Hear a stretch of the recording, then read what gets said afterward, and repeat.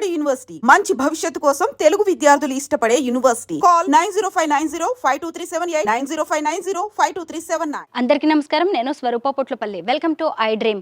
మార్చి 27వ తేదీన ముగ్గురు పిల్లల హత్య కేసులో అనేక సంచలన విషయాలు బయటికి వచ్చాయి. ప్రస్తుతం నేను సంగారెడ్డి జిల్లా అమీన్పూర్లోని రాఘవేంద్ర కాలనీకి వచ్చాను.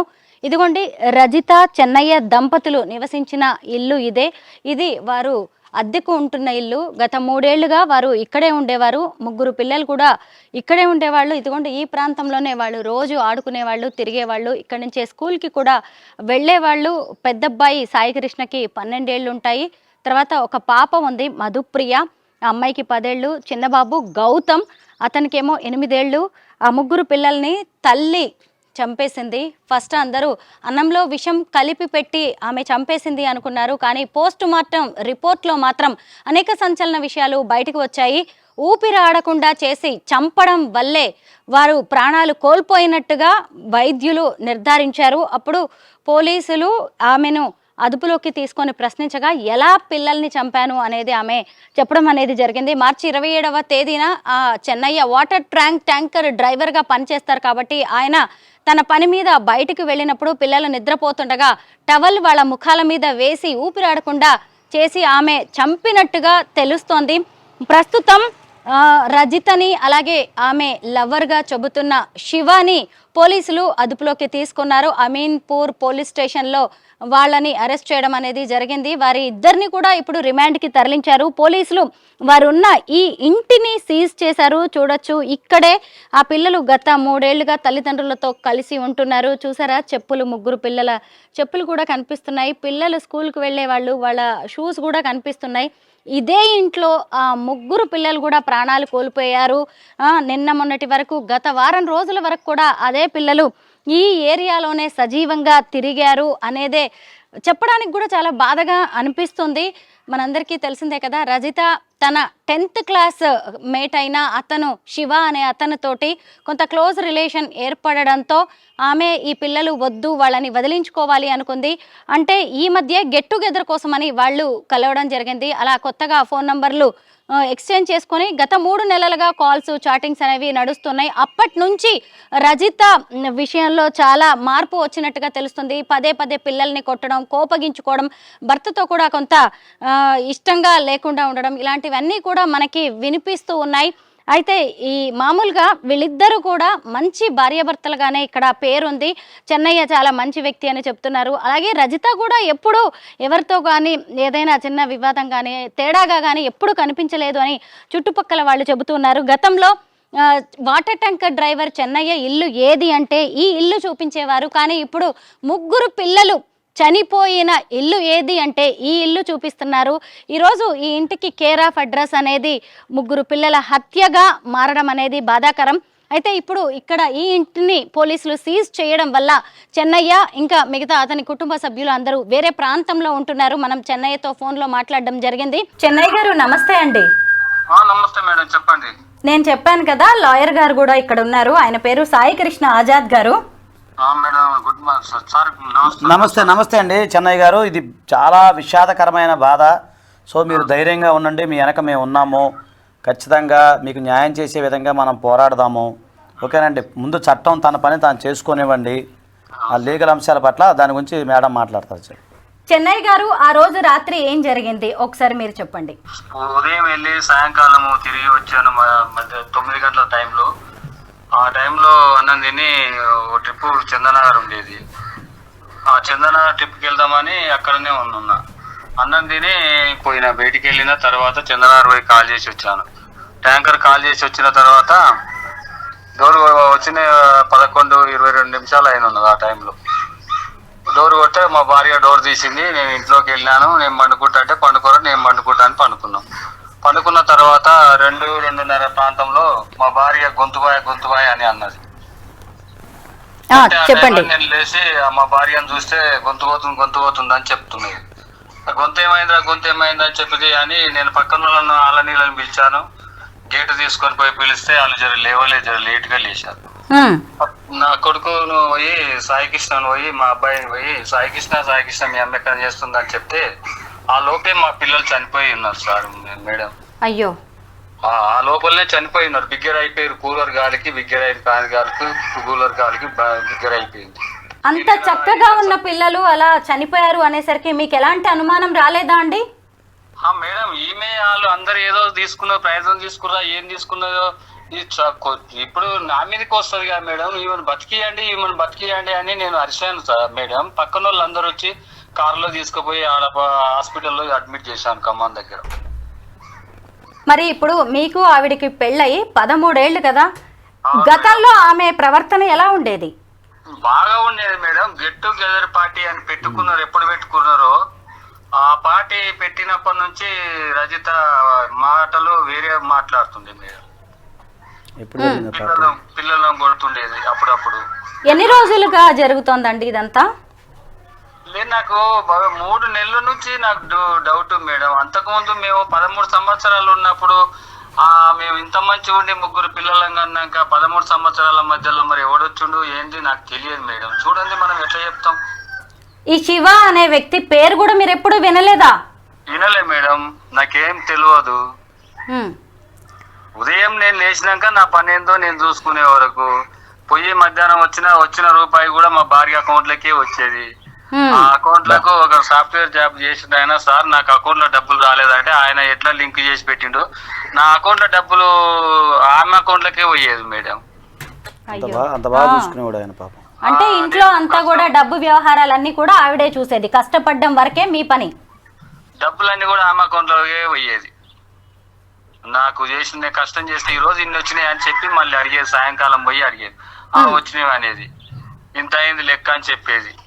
సరేలే అని నేను అనేది. అంతవరకు మంచిగా ఉన్నాం మేడం. మరి గెట్ టుగెదర్ పార్టీకి పోయి వచ్చినాకనే రజిత ఏదో మాటలు తేడాగా ఉన్నాయని మాట్లాడుతుంటే ఎవర్రా మాట్లాడేదని అంటే మా ఎండి మేడం, మా మేడం, మా నజ మేడం అని చెప్తుండేది, పేరెంట్స్ అని ఏదో ఒకటి చెప్తుండేది. ఆమె ఏం జాబ్ చేసేదండి? టీచర్ చేసేది మేడం. టీచర్ గా, ప్రైవేట్ టీచర్ కదా. పేరెంట్స్ డౌట్ ఉంటే చెప్తారు, అడుగుతారు కదా మేడం. మేము కూడా మా పిల్లలకు డౌట్ ఉంటే మా టీచర్లకు ఫోన్ చేసి అడిగేది ఏదైనా డౌట్ ఉంటే. అట్లాంటప్పుడు ఎవరమైనా అర్థం కదా అని నేను ఆలోచనతో ఉన్నా మేడం. నాకు అనుమానం రాకుండా చేసింది మేడం నా భార్య. షాక్ ఇచ్చింది, మొత్తం గొంతు కోసేసింది, నన్ను నిలువున ముంచేసింది మేడం. అయితే ఇప్పుడు అన్నంలో విషం కలవడం వల్లే ఈ పిల్లలు చనిపోయారు, రజిత ఆరోగ్యం కూడా బాలేదు అనుకున్నారు కదా, మరి ఈ శివ అనే వ్యక్తి వ్యవహారం ఎలా బయటపడింది? పోలీసులు ఎలా కనిపెట్టారు ఇదంతా? మేడం మా భార్య హాస్పిటల్ కి తీసుకుపోయి రావడే 15 నిమిషాల్లోనే వచ్చింది సార్. అది మందు తాగితే 2 రోజుల దాకా లేవరంట మేడం. 1 రోజు 2 రోజుల దాకా మత్తు కోమాలో పోయినట్టే ఉంటారంట, చెప్పలేరు కదా. 15 నిమిషాల తర్వాత అప్పటికే నన్ను పోలీసు వాళ్ళు తీసుకెళ్లారు. అడిగాను నేను, ఈమె సవ బతుకులు ఉంది ఎట్లుందబ్బా అని మేడం అడిగాను. సార్ నేను ఎంత ఖర్చు అయినా సరే బతికియండి అని చెప్పాను హాస్పిటల్ వాళ్ళకు. వాళ్ళు చేశారు, అలా ప్రయత్నం వాళ్ళు చేశారు. ఆమె బతికింది. ఆ బతికినందుకే నాకు శిక్ష వల్లే మేడం. నేను చేయలేదు తప్పు. ఆ తప్పు నా భార్యనే చేసింది, ఆమెనే చేసింది. ఆమె ఏం చేసింది, ఎట్లా చేసింది కూడా నాకు తెలియదు. చూడండి నేను ఎంత చెప్పాలి మేడం. పిల్లలు 3 ఎందుకు చంపాల్సి వచ్చిందండి? 3 ఎందుకు చంపాలంటే ఆమెకు తెలియాలి మేడం. నాకు ఎట్లా తెలుస్తుంది? నాకు తెలిస్తే నేను ఇంతవరకు నా పిల్లల్ని నేను బతికించుకోలేకపోయినా. నిజమే, కరెక్టే. ఇప్పుడు ఇంతకీ ఆస్తి కోసమే ఇదంతా చేసిందంటారా? ఆస్తి ఎంత ఉందండి మీకు? నాకు 4 ఎకరాలు భూమి ఉంది, 2 ప్లాట్లు ఉన్నాయి, ట్రాక్టర్ ఉన్నది, ఇల్లు ఉంది, అన్ని ఉన్నాయి అమ్మ. అబ్బా, ఆర్థికంగా అన్ని విధాలుగా చక్కటి కుటుంబం అండి. అటు ఆమె ఉద్యోగం చేస్తుంది, మీరు చక్కగా వాటర్ ట్యాంక్ పనిచేస్తున్నారు. 6,000 జీతం 7,000 జీతం మేడం ఆమెది. ఏం చదువుకుందండి ఆవిడ? ఇంట్లో ఉండలేకపోతున్నా అని పోయి ఆమె 6,000 7,000 జీతం, ఆ జీతం తెచ్చినా నాకేం ఇవ్వపోయేది.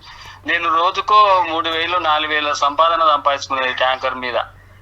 నేను ఉన్నది చెప్తున్నా. నేను కొన్న ఆస్తులు ఆమె పేరు మీద చేపిస్తే నా పరిస్థితికి గతికి తెచ్చింది మేడం. చెప్పండి, మీరే న్యాయం చేయాలి.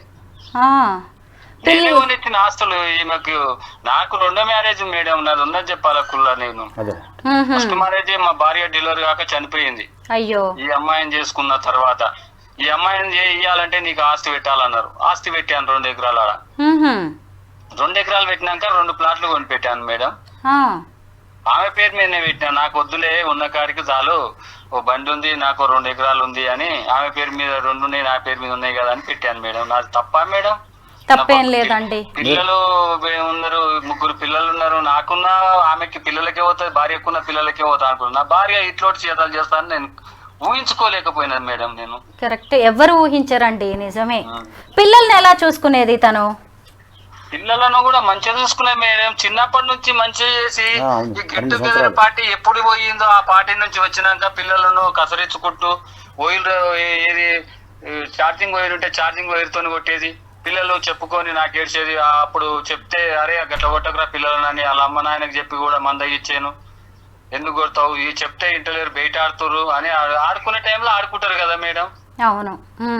వాళ్ళని బయటికి వెళ్ళనీయకుండా కొడుతుండేది ఒక్కొక్కసారి. ఓసారి ఏమో మంచిగా చూసుకునేది, బాగా చూసుకునేది.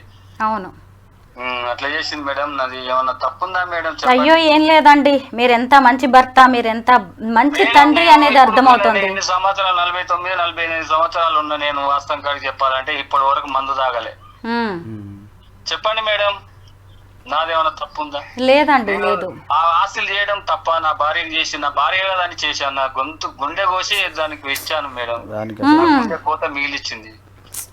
నిజమేనండి, అసలు ఆ పిల్లలు ఎంత అల్లాడిపోయి ఉంటారు కదా మేడం. ఆ పిల్లల చంపబుద్ధి అవుతుందా? ఎలా అవుతుందండి? 9 మాసాలు మోసి కన్న తల్లి కదా, పిల్లల్ని అంత 12 ఏళ్ళు 10 ఏళ్ళు 8 ఏళ్ళు పెంచిన తల్లి. ఎంత దయ, ఎంత బాధాకరం అలాంటి వాళ్ళకి. అసలు వింటుంటే నెల రోజులలో వాళ్ళిద్దరిని ఎన్కౌంటర్ చేయాలి మేడం. ఇట్లోటోళ్ళు మళ్ళీ భూమి మీద ఉంటే ఇంకోటి తప్పు చేస్తారు మేడం. మీరు ఏమన్నానండి, నాకు న్యాయం చేస్తారని నేను మీకు మీడియా వాళ్ళకి దండం పెట్టి చెప్తున్నా. మీ కాళ్ళైనా మొక్క అంటే మొక్తా గానీ నా పిల్లలకు అన్యాయం జరిగింది, నాకు అన్యాయం జరిగింది, న్యాయం చేయండి మాకు. నిజమేనండి, మీకు ఈ రోజు జరిగిన అన్యాయం, ఆ బిడ్డలకి జరిగిన అన్యాయం గురించి తెలుసుకునే ఈరోజు సీనియర్ అడ్వకేట్ లాయర్ గారు సాయి కృష్ణ గారు వచ్చారు మాట్లాడడానికి. మీలాంటి వాళ్ళకి ఖచ్చితంగా ఆయన సాయంగా ఉంటారు.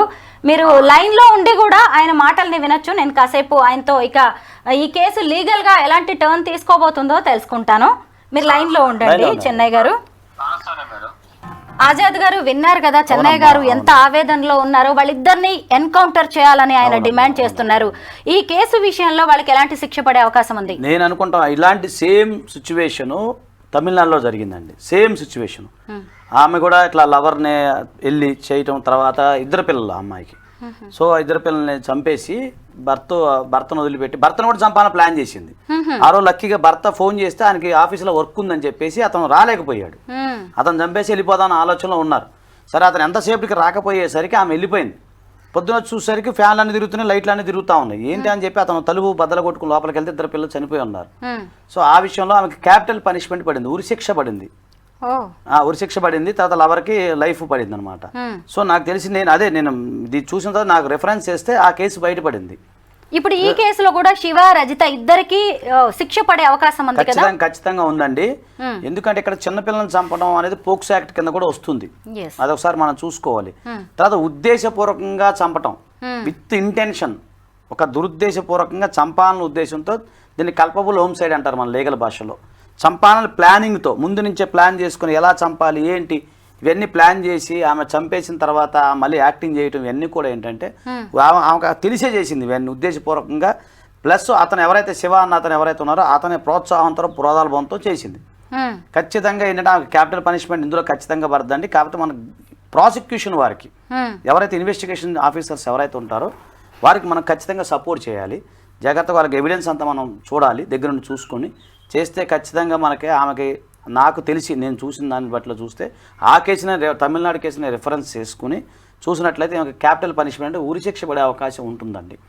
ప్లస్ ఇంకేంటంటే చిన్నపిల్లలు కాబట్టి పోక్సో యాక్ట్ కాబట్టి దీనికి సపరేట్గా సంబంధించిన వేరే కోర్టు ఉంటుంది అనమాట. పోక్సో సంబంధించిన విచారించేది బాలాలకు సంబంధించింది.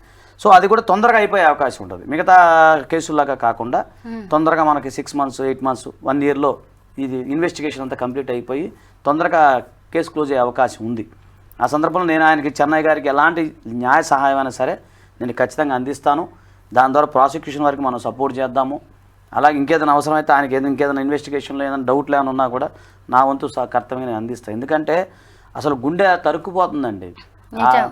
ఎంత ఘోరం, ఎంత యాక్టింగ్ చేయటం. అసలు చంపేటప్పుడు ఎట్లా అనిపిస్తుందండి, పెంచి చేసేటప్పుడు వాళ్ళకి ఊపిరాడకుండా చేయటం కొంచెం కూడా ఆలోచన లేదండి. లాయర్ గారు చూడండి అసలు ఎంత ప్లాన్ వేసిందో. భర్త అలా వెళ్ళాడు, ఆ తర్వాత పిల్లలు పడుకున్నారు, వాళ్ళని ఊపిరాడకుండా చేసి చంపడం, ఆ తర్వాత ఆమెకు కూడా హెల్త్ బాగాలేనట్టుగా, విషం కలిసినట్టుగా. అంటే భర్తనే కాదు పోలీసుల్ని, కోర్టుల్ని, చట్టాలని అన్నిటిని కూడా ఫూల్స్ చేయాలనుకుంది. అంత అమాయకంగా ఉన్నారు జనమని ఆమె అతి తెలివిగా ఆలోచించింది. చంపేటప్పుడు ఆ పిల్లలు అల్లాడుతుంటే, ఆ కాళ్ళు చేతులు పెరుగులాడుతుంటే ఎంత తల్లి హృదయం ఉంటుందండి, ఎంత తల్లి హృదయం ఉంటుందండి. ఒక చిన్న పిల్లోడి కంట్లో నలకబడితేనే మనం విలువల్లాడిపోతాం, వాడికి దగ్గు జలుబు నైట్ అంటే మనం అల్లాడిపోతామే. అలాంటి పరిస్థితుల్లో ఆమె అలా అంటే అసలు ఎలా అనిపించింది అది అంటే ఆ రకమైన పైశాచికత్వము. ఆ కథ నాకు తెలిసి ఈమెకి తను చెప్పిందని వాడు చూస్తే బాగా చూసుకుంది పిల్ల అంటున్నాడు. ఈ 3 నెలలే మార్పు వచ్చింది అంటే మెయిన్ ఆ శివ అన్న అతనే బాగా ఆమెకి ఇంజెక్ట్ చేస్తున్నాడు అని నా డౌట్. రోజు వద్దు వదిలేచుకో మనం వచ్చేసే నువ్వు వచ్చే అని చెప్పి అతను ఆమెను ఒక ట్రాన్స్లోకి తీసుకెళ్ళాడేమో అనిపిస్తుంది నాకు. ఖచ్చితంగా అతను కనుక ఇన్వెస్టిగేషన్ గట్టిగా చేస్తే మొత్తం బయటకు వస్తుంది ఇంకా. ఎందుకంటే అతను చెప్తున్నారు కదా ఆయన చెన్నయ్య గారు, ఎందుకంటే మాట్లాడేటప్పుడు ఏదో టీచర్స్ అనో లేదా ఇంకేదో వంక పెట్టుకుని మాట్లాడుతూ ఉంది. అతను ప్రతిదీ అప్డేట్ చేసుకుంటా ప్రతిదీ కూడా అతను ట్రాన్స్ చేస్తున్నాడు. ఆమెను ఒక ట్రాన్స్లో తీసుకెళ్ళిపోతాడు, ఒక ఊహాజనితమైన లోకాలకు తీసుకెళ్ళిపోతున్నాడు. నువ్వు 2వ వివాహం చేసుకున్నావు, 2 ఆయన్ని పెళ్లి చేసుకున్నావు, నన్ను చేసుకుని ఇట్లా ఉండేదేమో ఒక రకమైన ట్రాన్స్లోకి తీసుకెళ్లేసరికి ఆమె నిజంగానే ఆ ఊహాలోహానికి వెళ్ళిపోయి పిల్లలు నా పెరుగు బంధం అనే ఆలోచన మర్చిపోయిందేమో అని నేను అనుకుంటున్నాను. నేను సైకలాజికల్గా గమనించింది అయితే అది. సార్ పోలీసు వాళ్ళు గట్టిగా త్వరగా ఇన్వెస్టిగేషన్ చేస్తే మొత్తం నిజాలన్నీ బయటకు వస్తాయండి. దీనికి సంబంధించి ఆయనకి ఎలాంటి న్యాయ సహాయం అయినా సరే మనం ఖచ్చితంగా సపోర్ట్ చేయాలి. సాయి కృష్ణ గారు, అసలు చెన్నయ్య గారు తన భార్యను ఎంత నమ్మారో, ఎంత ఇష్టపడ్డారో, ఎంత ఇంపార్టెన్స్ ఇచ్చారో ఆయన మాటల్లోనే మనం విన్నాము. పొలం పెట్టారు, అసలు ఆయనకు వచ్చే డబ్బంతా కూడా ఆమె అకౌంట్ లోనే పడుతుందంట. ఆమె ఏది చెప్తే అది నమ్మారు ఆయన. పైగా ఇప్పుడు పిల్లల్ని ముగ్గురిని ఆ తల్లి చంపేసిందంటే మనకే అసలు గుండె తరుక్కుపోతుంది. చెన్నయ్య గారి పరిస్థితి ఎలా ఉండొచ్చు? అసలు ఇంకొక విషయం చెప్పాలి మేడం, ఈ 1 మంత్ నుంచి నాకు బాధ అనిపిస్తుంది. ఒక అతనేమో 2 పిల్లల్ని బకెట్ లో ముంచి చంపేసి చెప్పాడు కాకినాడలో, ఇంకొక అతనేమో నదిలో కాలువలో పిల్లని పడేశాడు. ఈ చిన్నపిల్లల్ని చంపే ఘటనలు చూస్తూ ఉంటే గుండె తరక్కుపోతుంది మేడం. చాలా అసలు ఏడుపు కూడా వచ్చేస్తుంది నాకైతే, నిజంగా చెప్తున్నాను. చాలా బాధపడుతున్నాను. వాళ్ళు ఏం చేశారు, ముక్కు పచ్చలాని చిన్నపిల్లలు, వాళ్ళకి పాపం పుణ్యం తెలియదు, ఇవన్నీ ఏం తెలుసండి. అందులో 9 మాసాలు మోసి మీరు కానీ వాళ్ళకి ఎంత బాధపడతామండి పిల్లల్ని పెంచాలంటే. సాయి కృష్ణ గారు, మనం చెన్నయ్య గారి గురించి కూడా మాట్లాడుకోవాలి. ఆడవాళ్ళ గురించి మనం సాధారణంగా మాట్లాడుకుంటాం కదా, విధి వంచితలు అని. ఇప్పుడు ఆయన చూడండి, మొదటి భార్య డెలివరీలో చనిపోయింది, సరే అని 2వ అమ్మాయిని చేసుకున్నాడు. ఆమె చూడండి, ఎవరన్నా ఊహించే దారుణాలు అసలు ఇవన్నీ. చాలా బాధ. ఆయన ఇప్పుడు సమాజాన్ని ఎలా ఫేస్ చేయాలి, బతకాలి? ఫస్ట్ సంఘటన జరిగింది భార్య, అది మళ్ళీ ఇది ఇంకోటి పిల్లలు పోవటం ఎంత బాధకరం. కానీ ఇప్పుడు ఆయన చెయ్యాల్సింది ఏంటి అంటే న్యాయం కోసం పోరాడడం, అంతే. ధైర్యంగా నిలబడాలి, గుండె ధైర్యమే మెయిన్ ఇప్పుడు ప్రజెంట్ ఆయనకు కావాల్సింది. అవును, మనం ఖచ్చితంగా ఆయనకి లీగల్ గా మనం ఇద్దాము అలాంటి విషయాల్లో. చెన్నయ్య గారు విన్నారు కదా లాయర్ గారు ఏం చెప్పారో. విన్నాను మేడం, థ్యాంక్ యూ సార్. మరి మీకు గుండె ధైర్యం ఇస్తామండి మీకు ఖచ్చితంగా. అయ్యో అట్లా లేదండి సార్, నా పిల్లల బాధ నేను చూడలేదు. అయ్యో అయ్యో అయ్యో, నెల రోజులలో వాళ్ళని ఏదన్నా చేస్తే నా పిల్లలకు ఆత్మశాంతి అవుతుంది సార్. మీరు చేయండి, చేద్దామండి ఖచ్చితంగా, తొందరగా ప్రాసిక్యూషన్ అయ్యేటట్టు చేద్దాం. గ్లూకోజ్ పెట్టుకున్న దాకా నేను ఉండలేను మేడం, వాస్తవం చెప్తున్నా. నా పరిస్థితి కూడా అట్లుంది. నా పిల్లల కోసము ఇప్పుడు రోజుకు హాస్పిటల్కి వెళ్ళవలసింది. రోజు పొద్దున్నే పోయొచ్చాను హాస్పిటల్ కు. మానసికంగా వేదన ఉంటుంది మేడం, అది చెప్పలేదు కాదు, ఇక చెప్పలేము మనం దానికి మాటలు. నేను తప్పు, నా భార్య కదా నా పిల్లలకు పెడుతుంది అని అనుకొని నేను ఆస్తులు చేశాను మేడం. నాది తప్పే మేడం, నేను చేయడం తప్పుందా మేడం? ఏం తప్పు లేదండి, మిమ్మల్ని ఎవరు తప్పు పట్టట్లేదు. ఆ వ్యక్తులు, ఆ భార్య కూడా అలా మారిపోతుంది, ఇంత దారుణానికి ఒడిగడుతుందని మీలాంటి వాళ్ళు కూడా ఊహించలేదు. ఇందులో మీ తప్పేం లేదు. కానీ ఇప్పుడు మీ కర్తవ్యం ఏంటి, ఇన్ని రోజులు నా జీవితం ఏంటి అని మీరు ఎలా పని చేసుకున్నారో, ఇప్పుడు ఇక మీదట మీ బాధ్యత ఏంటి అనేది కూడా తెలుసుకోవాలి. చెప్తున్నాను మేడం, వాళ్ళిద్దరు ఉండకపోతే నేను బ్రతికి మంచి భవిష్యత్తు, నా ఆస్తి నాది ఏదో ఒకటి నాకు తోచిన సాయం 10 మందికి సేవ చేసే వరకు పెడతాను మేడం. అంతే, మీరైతే ధైర్యంగా ఉండండి, మీ ఆరోగ్యం జాగ్రత్త. ఎందుకంటే ఈరోజు మానసికంగా, శారీరకంగా అన్ని విధాలుగా మీరు చాలా డౌన్ అయ్యే పరిస్థితి ఉందండి. మీ ఆరోగ్యం జాగ్రత్తగా ఉంటేనే మీరు మీ పిల్లలకి న్యాయం జరగడానికి, వాళ్ళ ఆత్మలు శాంతించడానికి మీరు పోరాడే అవకాశం ఉంటుంది. ధైర్యంగా ఉండండి. పోలీసులు ఏది అడిగినా కానీ దానికి సంబంధించిన ఆధారాలు అన్ని మీరు సబ్మిట్ చేస్తూ ఉండండి. ఇంకా తప్పదు, కొన్నాళ్ల పాటు వాళ్ళకి శిక్ష పడే వరకు మీరు కోర్టుల చుట్టూ, పోలీసుల చుట్టూ తిరగాల్సిన పరిస్థితి ఉండవచ్చేమో, అయినా మీరు వెనకడాల్సింది లేదండి. ఉన్నాయండి, న్యాయస్థానాలు అన్నీ ఉన్నాయి, మీ వెంటే ఉంటాయి. ఇక జరిగిపోయిన దాన్ని మనం ఏం చేయలేము కాబట్టి జరగాల్సిన దాని గురించి ఆలోచిద్దాం. ఆలోచించడం అంతేనండి. ఖచ్చితంగా మా సపోర్ట్ ఉంటుందండి చెన్నయ్య గారు. నేను ఇదైన తర్వాత మాట్లాడతాను. ఖచ్చితంగా చేద్దామండి, ఖచ్చితంగా చేద్దాం. నమస్తే చెన్నయ్య గారు, ఉంటామండి. ఓకే. సాయి కృష్ణ గారు, ఇలాంటివి మళ్ళీ జరగకుండా ప్రత్యేక చట్టాలు రావాల్సిన అవసరం ఉందంటారా? ఖచ్చితంగా ఉంది మేడం, ఖచ్చితంగా ఉంది. క్యాపిటల్ పనిష్మెంటే దీనికి పరిష్కారం, ఉరిశిక్ష దీనికి పరిష్కారం. ఎందుకంటే ఇంకోటి, ప్రజల్లో కూడా కొంత మార్పు కూడా రావాలండి. ఈ సోషల్ మీడియా ప్రభావం కానీ, కమ్యూనికేషన్ విషయాల్లో కానీ ఇవన్నీ కూడా ఏంటంటే కొంచెం నిఘా పెట్టాల్సిన ఆవశ్యకత ఎంతైనా ఉంది. మన వాళ్ళు ఏం చేస్తున్నారు ఏంటి, తప్పదు కొన్ని సందర్భాల్లో. ఇప్పుడు ఇలా మాట్లాడితే పెళ్ళాన్ని అనుమానిస్తున్న భర్త అని చెప్పి మళ్ళీ కేసు పెడతారు. లేదండి, అందరిలో విపరీతంగా ఫ్రీడమ్ అనేది పెరిగిపోయింది. చేతి నిండా డబ్బులు ఉన్నాయి, పైగా కొత్త కొత్త సుఖాలు కోరుకుంటున్నారు. ఎక్కడికక్కడ అడ్జస్ట్ అయిపోయి బతికే మనస్తత్వాలు చాలా తక్కువగా ఉన్నాయి. కొన్ని సామెతలు ఉన్నాయి కదా, మరి ఇప్పుడు మనం చెప్పుకోకూడదేమో, కానీ నిజం చూస్తుంటే కొన్ని అయితే అట్లానే కనిపిస్తుంది. కానీ ఇలాంటివి ఇక మీదటైతే జరగకూడదు. రజిత లాంటి వాళ్ళకి పడే శిక్షను బట్టి మిగతా వాళ్ళు కూడా ఇలాంటి ఏమైనా చేయాలనుకున్నా భయపడాలి. Thank you so much Azad garu. Thank you అమ్మా.